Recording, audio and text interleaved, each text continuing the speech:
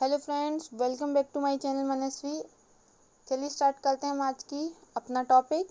आज हम बात करेंगे BA second year history paper first के क्वेश्चन फर्स्ट के इम्पोर्टेंट जो हमने क्वेश्चन कराए थे कि हम इनका आंसर कराएंगे। चलिए देखते हैं। आज हम क्वेश्चन करेंगे, एक मिनट पहले हम कलर डिसाइड करते हैं। ये आज हम क्वेश्चन करेंगे। क्वेश्चन फर्स्ट, मध्यकालीन भारतीय इतिहास के स्रोतों पर एक निबंध लिखिए या मध्यकालीन भारत को जानने के प्राथमिक एवं साहित्यिक स्रोतों का वर्णन कीजिए। इसमें मैं नोट से पढ़ा रही हूँ, आपको दिखा रही हूँ कि मॉडल से भी कैसे आता है, जिससे आप मॉडल से भी कर पाएंगे। इस टाइप से मॉडल से आंसर आएगा, जैसे ये है यहाँ पर। ठीक है, यहाँ पर ये बुक्स लिखी हैं, ये है इस तरीके से ये है। तो मैं आपको नोट्स के थ्रू बताऊंगी आपको आंसर कैसे लिखना है। और आप ये इतनी सारी बुक्स के नाम याद नहीं कर सकते हैं, इतिहासकारों ने जो इतनी रचनाएं लिखी हैं आप इनके नाम याद नहीं कर सकते, तो मैंने आंसर में भी वही रचना शामिल करी हैं या ऐड करी हैं जो इम्पोर्टेंट हैं, जो आप आगे पढ़ेंगे। इल्तुतमिश, रजिया, बलबन, और आपको ये सब काम भी आएंगे। तो चलिए स्टार्ट करते हैं हम अपने नोट्स के थ्रू। क्वेश्चन करते हैं स्टार्ट। चलिए स्टार्ट करते हैं। तो सबसे पहले हम देखेंगे मध्यकालीन भारतीय इतिहास की जानकारी देने वाले प्रमुख मुख्य स्रोत हैं, प्राथमिक और ऐतिहासिक स्रोत हैं। ठीक है, इनका विवरण संक्षिप्त के अनुसार हम करते हैं। तो ऐसे हम एक बॉक्स बनाएंगे, फिर यहाँ पे लिखेंगे पहला क्या प्राथमिक स्रोत है, दूसरा क्या ऐतिहासिक स्रोत है।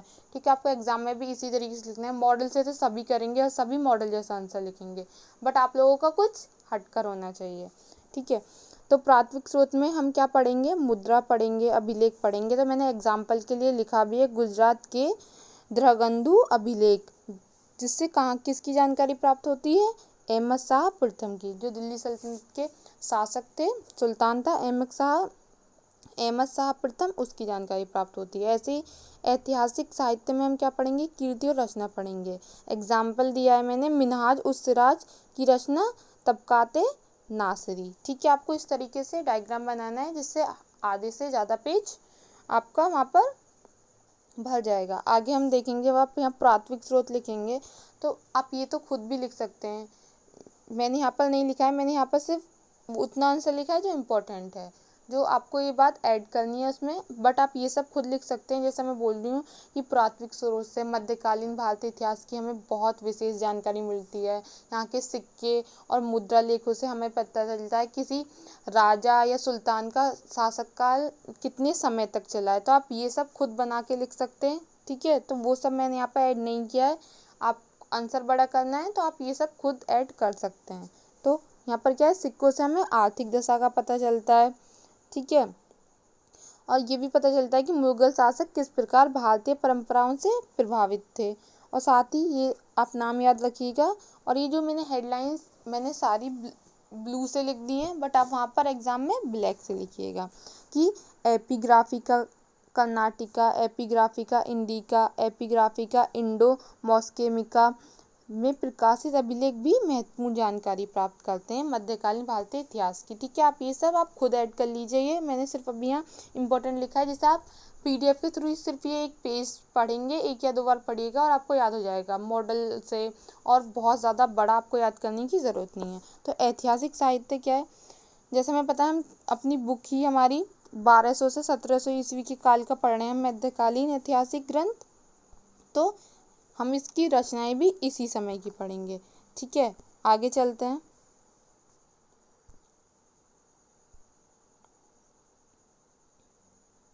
एक मिनट रुकिए। हम्म हम्म,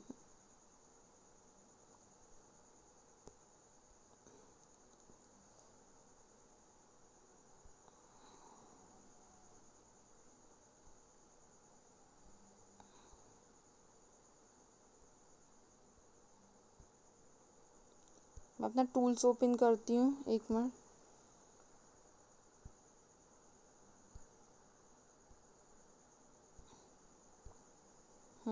अब चलते हैं।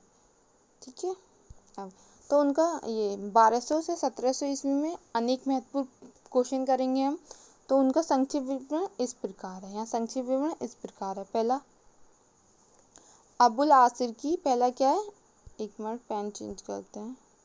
पहला क्या है, अबुल आसिर की कीर्ति कामिलुत तवारीख, अबुल आसिर की कीर्ति तामिलुत कवारी। ठीक है, मैंने सन भी लिखा है यहाँ पर।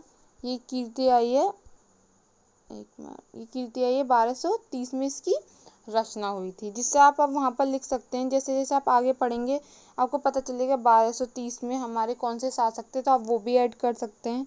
ठीक है, आप इसके नीचे, बुक के नीचे लिख सकते हैं, इस बुक से हमें मध्यकालीन इतिहास का बहुत गहन अध्ययन प्राप्त होता है, इस पर बहुत अच्छा प्रकाश पड़ता है मध्यकालीन भारत के इतिहास पर। दूसरा है, अतामलिक जुवेनी की कीर्ति तारीख जहान, गुसाए जुवेनी, जो 1260 से 13वीं शताब्दी की स्टार्टिंग है और उस पर हमें प्रकाश पड़ता है। ठीक है, हमदुल्ला मुस्तफ़ी कजविनी की कीर्ति तारीख गुजीदा, जो 1329 में लिखी गई, और ये ध्यान रखिएगा, इस रचना को पूर्व का श्रेष्ठ इतिहास कहलाने का गौरव प्राप्त है।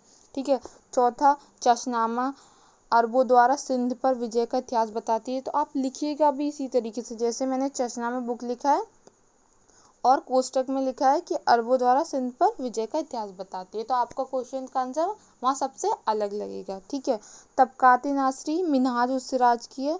इसके बाद यहाँ इसमें पता चलता है दिल्ली सल्तनत का सन 1260 का इतिहास, मोहम्मद गौरी की भारत विजय, कि दिल्ली सल्तनत के सन का 1260 का इतिहास और मोहम्मद गौरी की विजय का पता चलता है। तारीखी फिरोजशाही, ये जियाउद्दीन बलनी की है। बलबन से लेकर फिरोजशाह तुगलक का इतिहास पता चलता है इससे। फिरोजशाह तुगलक का इतिहास हमें शम्से सिराज अफीक ने तारीख फिरोजशाही की रचना की है, उससे भी पता चलता है। ठीक है, आगे चलते हैं हम। हमारी 7 है, ताज उल मासिर, जो हसन निजामी ने लिखी है। देखा मैंने यहाँ कैसे कोष्टक में लिखा है, तो आप लोग भी वहाँ ऐसे ही लिखिएगा।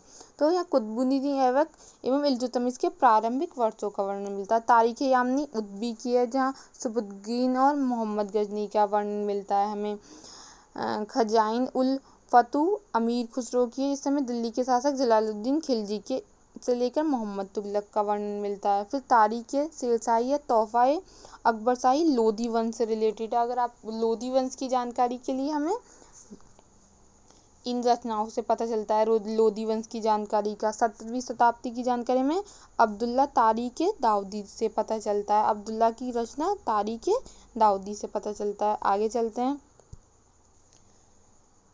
इसके अलावा हमें चंदबरदाई की पृथ्वीराज रासो, हमीर महाकाव्य, चंद्रशेखर द्वारा प्रसिद्ध सुरजन चरित्र काव्य तथा रासमाला की कहानियाँ आदि भी मध्यकालीन भारत का इतिहास पर प्रकाश डालती हैं। साथ ही ये क्वेश्चन भी आ सकता है आपको, अनैतिहासिक ग्रंथों को बताइए, या आप ये भी लिख सकते हैं हेडिंग में, अनैतिहासिक ग्रंथ से भी भारत की संस्कृति और इतिहास पर महत्वपूर्ण प्रकाश पड़ता है। अनैतिहासिक ग्रंथ जहाँ पर किसी पर्टिकुलर सुल्तान या राजा के बारे में जानकारी नहीं दी होती है, बस एक कहानियाँ वगैरह लोगों के मनोरंजन के लिए बताई जाती हैं, पर वहाँ ऐसे में भी वहाँ की संस्कृति और वहाँ पर कैसा, उस काल पर कैसा समय था, इसका बहुत प्रभाव पड़ता है। और जब हम ऐसी रचनाएं पढ़ते हैं तो हमें पता चलता है उस समय कैसा माहौल और क्या व्यवस्थाएं थी, क्या आर्थिक दशा थी। ठीक है, जैसे कि अनैतिहासिक ग्रंथ कौन से, जायसी की पद्मावत है, विद्यापति ठाकुर की पुरुष परीक्षा है, मोहम्मद औफी का कहानी संग्रह है,